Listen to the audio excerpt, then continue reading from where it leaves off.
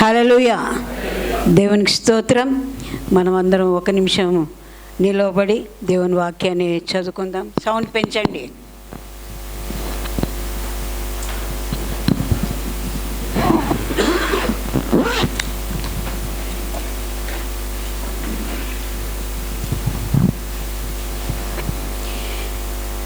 దేవుని వాక్యాన్ని మనం చదువుకుందాం. పరిశుద్ధ గ్రంథంలో నుండి 2 కొరింథీయులకు రాసిన పత్రిక 5వ అధ్యాయము 17వ వచనాన్ని అందరము కలిసి నెమ్మదిగా అందరికి అర్థమయ్యేటట్టు మనం చదువుకుందాం.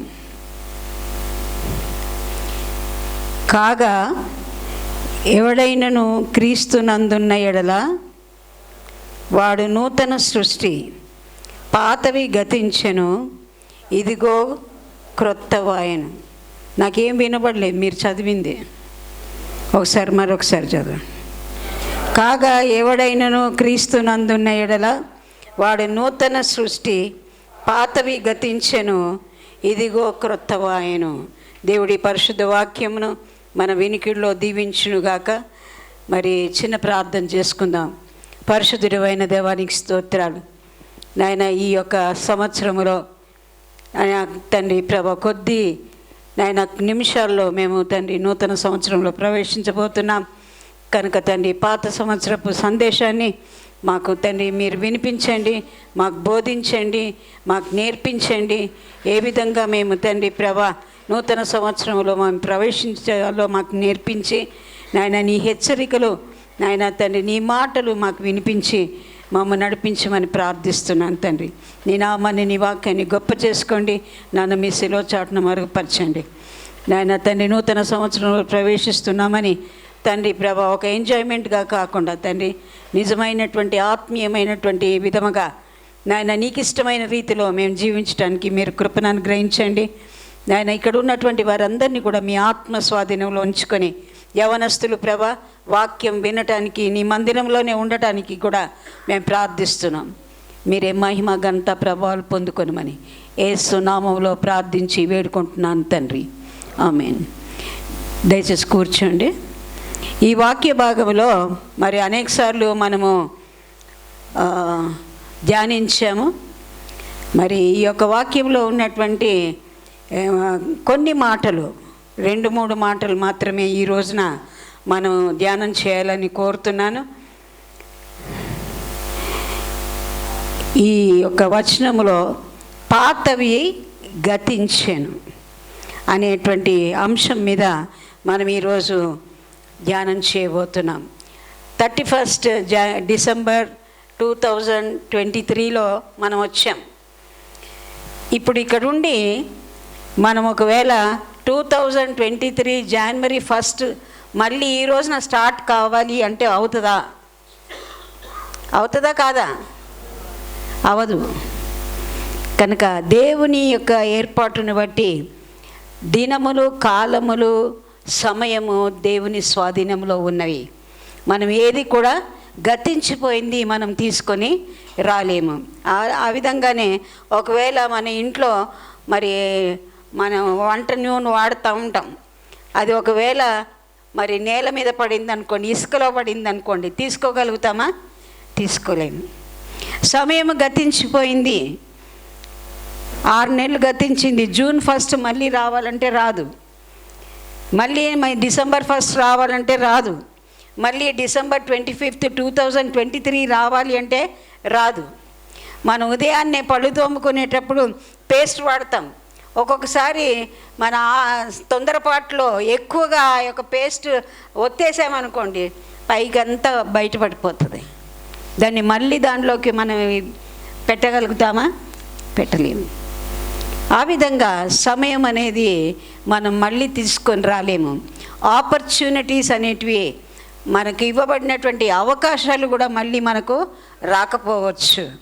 సమయం అనేది చాలా విలువైనది కనుక time and tide waits for none అనేటువంటి ఒక సామెత ఉంది ఇంగ్లీష్లో. అంటే ఏంటి? అలలు కానీ సమయం కానీ ఎవరి కొరకు ఆగవు. అవి వాటి పనులు చేస్తూనే ఉంటాయి. గడియారాన్ని చూసి మనం ఈ రోజున 2023లో డిసెంబర్ 31 అని ఉదయకాలం 8 గంటలకు మనం టైం మార్చుకున్నాం అనుకో, అది 8 గంటలు అవుతుందా? అవ్వదు.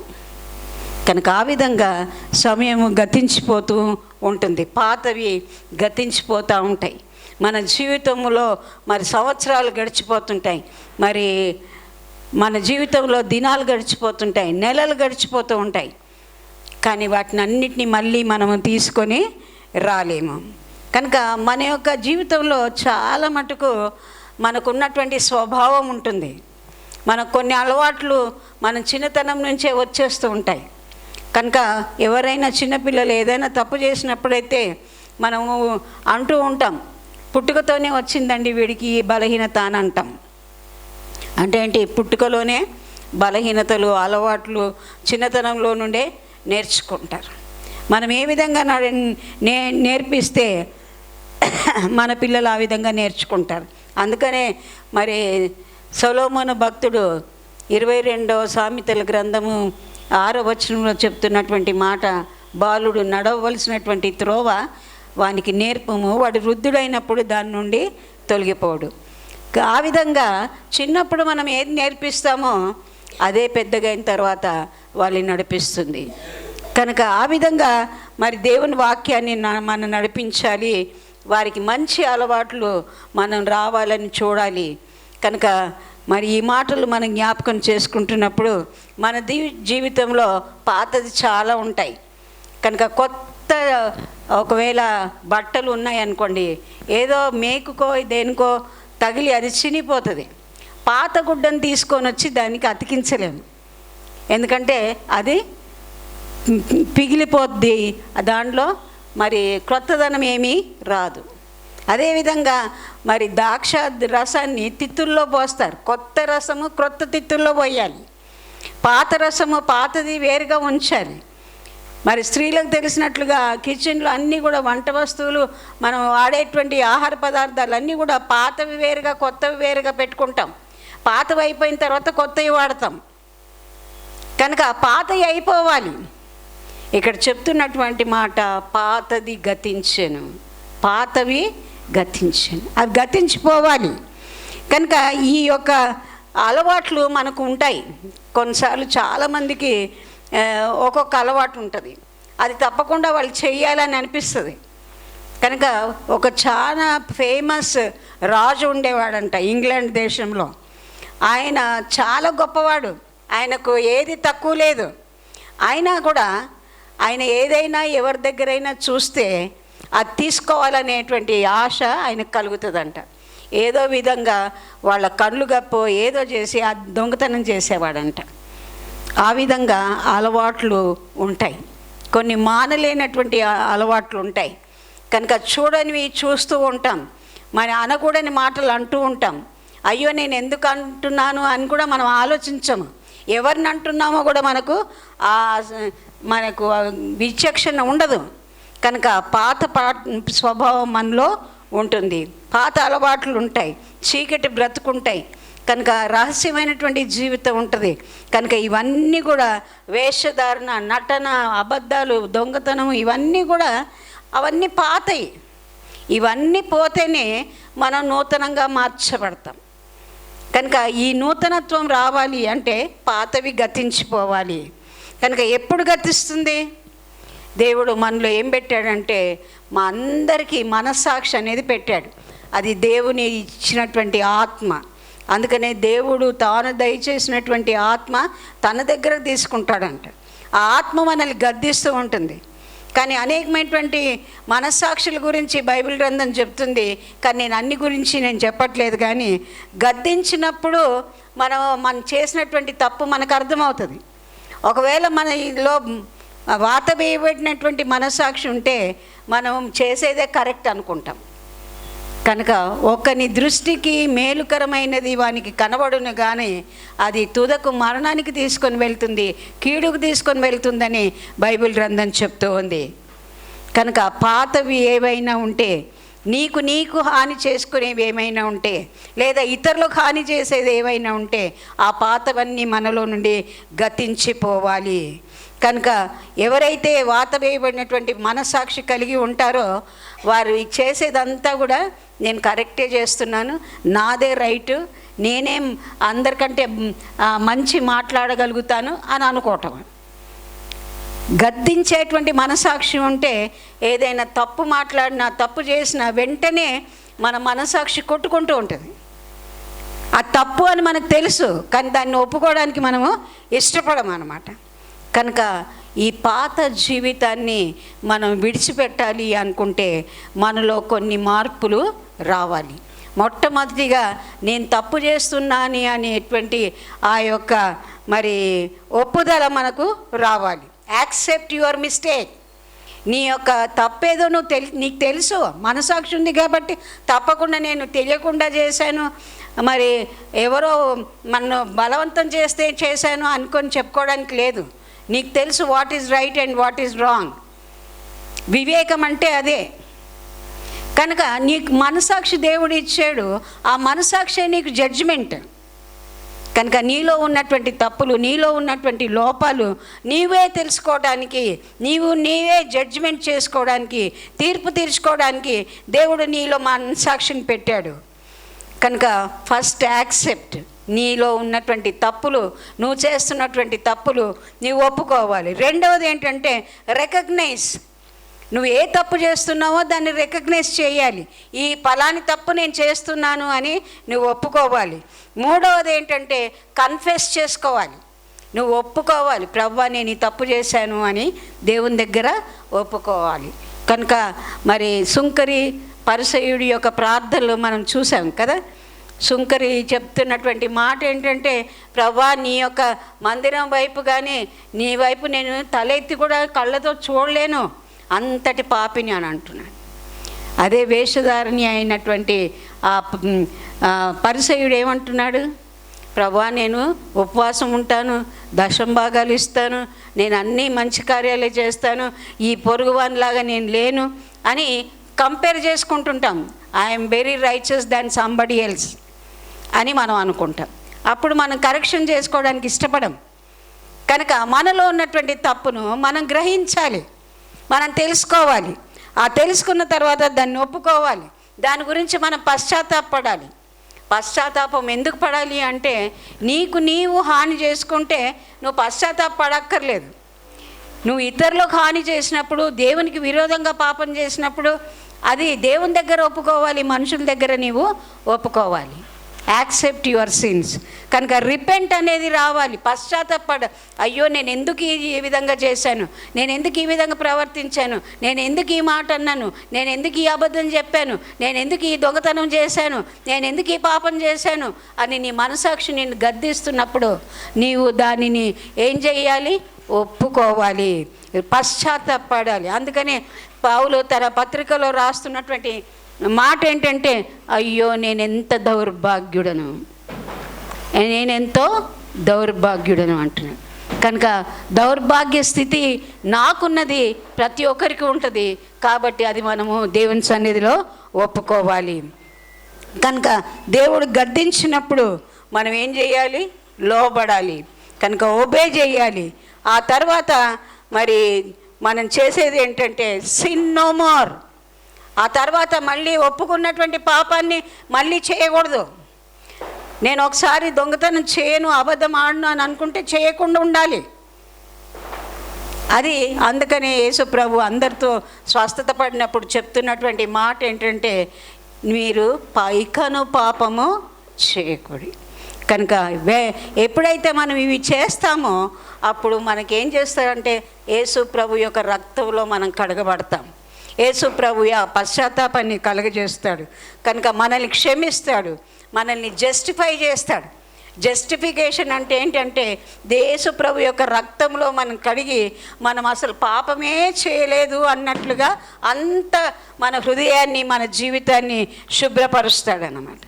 కనుక ఆ విధంగా దేవుడు మనల్ని పాత జీవితాన్ని విడిచిపెట్టాలని దేవుడు కోరుకుంటున్నాడు. కనుక బైబిల్ గ్రంథంలో అనేక మంది అనేక విషయాలు వదిలిపెట్టాడు. అబ్రహాముతో దేవుడు పిలిచినప్పుడు ఆయన తన కుటుంబాన్ని, తన స్వజనాన్ని అంతా కూడా విడిచిపెట్టి వెళ్ళిపోయాడు. దేవుడు ఎక్కడికి రమ్మంటే అక్కడికి వెళ్ళిపోయాడు. కనుక తన సొంత రక్త సంబంధులను కూడా వదులుకోవడానికి ఇష్టపడ్డాడు. మోషేను మనం చూసినట్లయితే ఆయన ఐగుప్తును విడిచిపెట్టాడు. దేవుడు రమ్మంటే వచ్చాడు. మరి ఆ యొక్క ఐగుప్తులో ఉన్నటువంటి ఆయనకు హోదా ఉంది, ఆయన కీర్తి ఉంది, ఆయనకు పలుకుబడి ఉంది, ఆయనకు అధికారం ఉంది, ఆయన నెక్స్ట్ ఫారోగా ప్రైమ్ మినిస్టర్గా ఉండగలిగినటువంటి వాడు. కనుక ఆ స్థానాన్ని కూడా దేవుని కొరకు విడిచిపెట్టాడు. ఆ కంఫర్ట్ జోన్లో నుండి ఆయన రాగలిగాడు.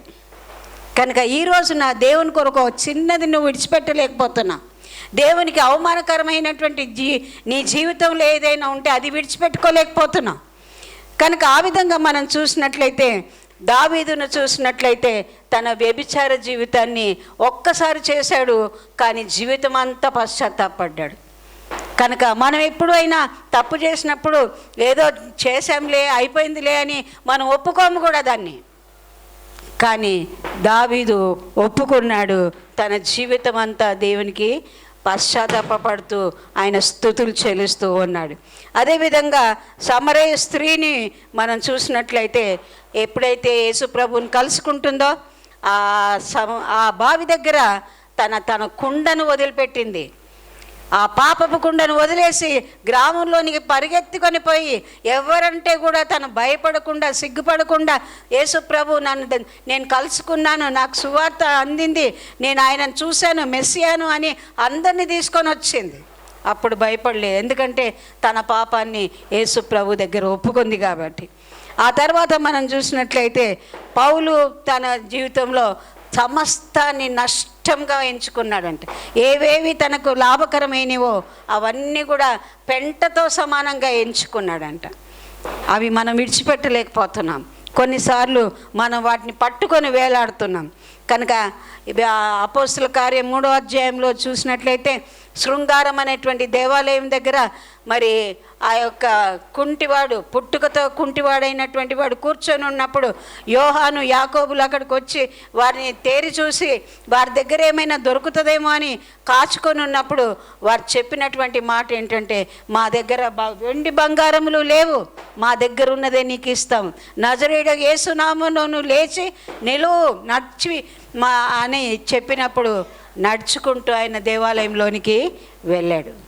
కనుక ఆయన విడిచిపెట్టాడు, తన కర్రని విడిచిపెట్టాడు, తన అక్కడ పరుచుకునేటువంటి ఆ దుప్పటిని పారేశాడు అక్కడ, వాటన్నిటిని లెక్క చేయకుండా మందిరంలోనికి వెళ్ళాడు. ఆ విధంగా మనం చూసినట్లయితే యేసు ప్రభు ఎన్నుకున్నటువంటి శిష్యుల్లో మరి జెబెదీ కుమారులు, మరి పేతురు, వాళ్ళందరూ వాళ్ళ వలలను వదిలిపెట్టారు, వ్యాపారాన్ని వదిలిపెట్టారు, వారు దోణెలను వదిలిపెట్టారు, వాళ్ళ తల్లిదండ్రులను కుటుంబాలను వదిలిపెట్టి వారు దేవుని యేసు ప్రభువుని వెంబడించారు. రాహాబ్ అనేటువంటి స్త్రీ తన వేశ్య వృత్తిని వదిలిపెట్టి దేవుని ప్రజలతో ఉండటము భాగ్యం అనుకొని మరి తను ఒప్పుకుంది. తను ఏ వృత్తి చేస్తుందో తను ఒప్పుకుంది, తను భయపడింది దేవునికి. కాబట్టి ఆమె యేసు ప్రభు యొక్క వంశావళిలోనికి రాగలిగింది. క్షమిస్తే దేవుడు క్షమాపణ పొందుకుంటే దేవుని యొక్క దృష్టిలో ఆ యొక్క జీనియాలజీలో రావటానికి, ఆ యొక్క పేరు నీకు రావటానికి, ఆ ప్రశంస నీకు రావటానికి దేవుడు ఎంతో మరి దీవెనలు నీకు అనుగ్రహిస్తాడు, నీ కొరకు వాటిని సమకూరుస్తాడు.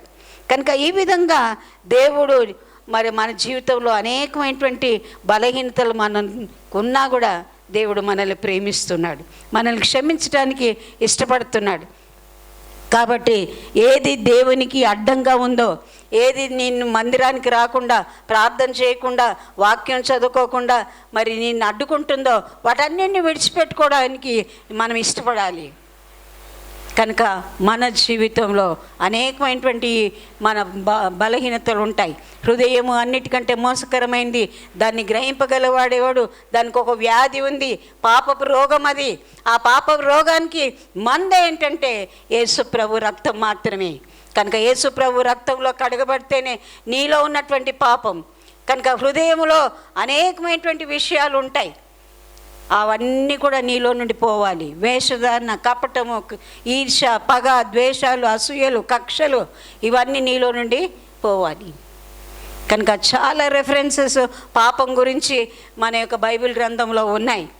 మరి మీరు చూసినట్లయితే మరి రోమీలకు రాసిన పత్రిక మరి 1వ అధ్యాయము 26 నుండి 31వ వచనం వరకు మనం చూసినట్లయితే అక్కడ చాలా చెప్తూ ఉంటాడు పౌలు.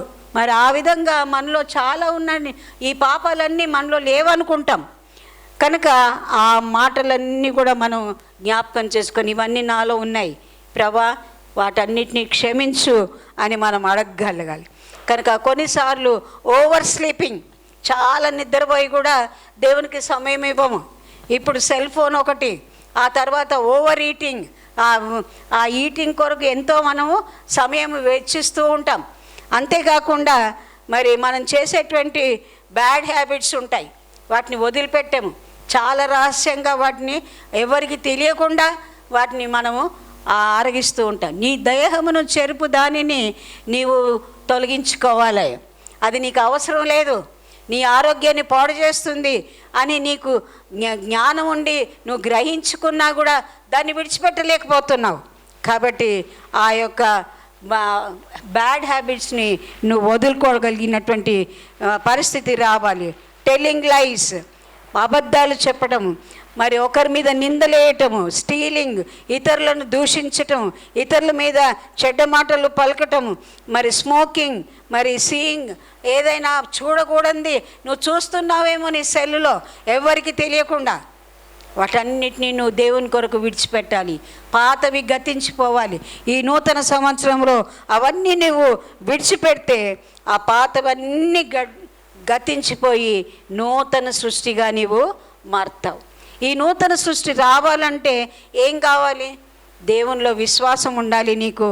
మరి రోమీలకు రాసిన పత్రిక 8వ అధ్యాయం 1వ వచనంలో ఉన్నటువంటి మాట, క్రీస్తునందు ఉన్న వారికి ఏ శిక్షా విధియో లేదు. ఏ శిక్షా విధి? క్రీస్తునందు అంటే యేసు ప్రభు నందు విశ్వాసం ఉంచాలి, దేవుని వాక్యాన్ని మనం చదవాలి, మనం ఆ పరిశుద్ధాత్మను కలిగి ఉండాలి, మనము ప్రేమ కలిగి ఉండాలి, ప్రార్థనా జీవితం కలిగి ఉండాలి, సహవాసం కలిగి ఉండాలి, రక్షణ కలిగి ఉండాలి. అదేవిధంగా వాక్యాన్ని బాగా వినాలి, చదవాలి, గ్రహించాలి, దాన్ని అనుభవించాలి, దాన్ని అనుసరించాలి. ఆ విధంగా చేసినప్పుడు పాతవన్నీ కూడా మనలో నుండి తీసివేయటానికి ఆ వాక్యమే దేవుడు మనతో మాట్లాడుతున్నప్పుడు, ఆ వాక్యానికి లోబడినప్పుడు వాటన్నిటిని మనం తొలగించుకోగలుగుతాం. కనుక ఎంతమంది 24 గంటల్లో మనం దేవునికి సమయం ఇవ్వగలుగుతున్నాం? మన సమయం అంతా వేరే పనులకు ఇస్తున్నాం. ఫోన్ కాల్స్ చేయటము, లేదా ఫోన్లో మరి ఆ యొక్క ప్రోగ్రామ్స్ చూడటము, అవన్నిటితో మనం ఎక్కువ సమయాన్ని గడుపుతున్నాం.